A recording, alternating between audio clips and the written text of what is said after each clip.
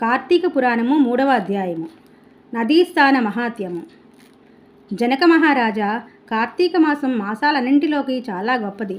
ఈ మాసంలో శాస్త్రం చేయమని చెప్పిన స్థాన దహన ఉపవాస వ్రతాదులను చేయని వారు అనేక నీచమైన జన్మలను ఎత్తుతారు. కనీసం కార్తీక పూర్ణిమ నాడైన దాన జపాదులను చేయడము ముక్తిప్రదము. ఈ విషయాన్ని తెలియజేసే కథ ఒకటి చెబుతాను, శ్రద్ధగా విను. ఓ రాజర్షి, పూర్వం తత్వనిష్ఠుడనే సద్భాచారపరాయణుడైన ఉండేవాడు.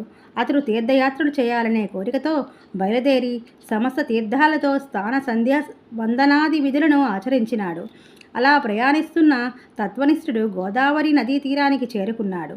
ఆ తీర ప్రాంతంలోనే ఉన్న ఎత్తైన మర్రి చెట్టు కొమ్మలతో నివసిస్తున్న 3 బ్రహ్మరాక్షసులను తత్వనిష్ఠుడిని చూశారు.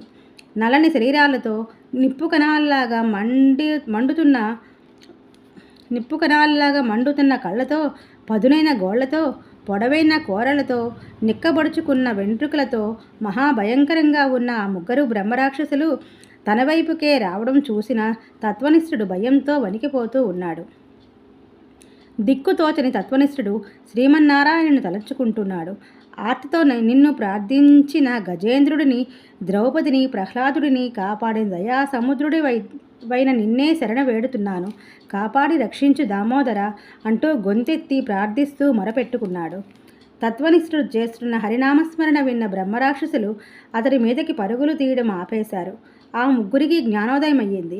అప్పటి వరకు తాము చేసిన చెడ్డ పనులను తలుచుకుని దుఃఖిస్తూ తత్వనిష్ఠుడితో, ఓ మహానుభావ, నిన్ను చూడడం వలన, నువ్వు చేసిన శ్రీహరి నామాన్ని వినడం వలన మా పాపాలు హరించుకుపోయి మాకు కనువిప్పు కలిగింది.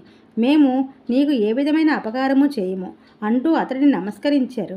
బ్రహ్మరాక్షసులు అన్న మాటలు విన్నాక తత్వనిష్ఠుడు తేరుకుని స్థిమితపడ్డాడు.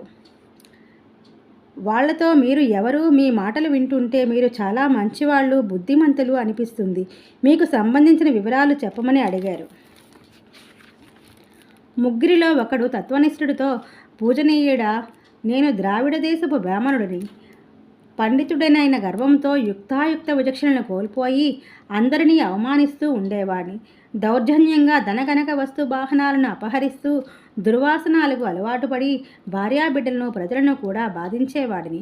ఒక రోజున ఒక విప్రుడు పట్నానికి వెళ్ళి కార్తీక దామోదరునికి పూజకు అవసరమైన వస్తువుల్ని కొని తన గ్రామానికి తిరిగి వెళ్తూ మా ఇంట్లో బస చేశాడు. నేను అతడికి అనేక విధాలుగా నిందించి అతడి వద్ద ఉన్న సంభారాలను తీసుకున్నది చాలక కొట్టి తరిమివేశాను. ఆ విప్రుడు నన్ను కోపగించుకొని, ఓరి దుర్మార్గుడా, చెడ్డగా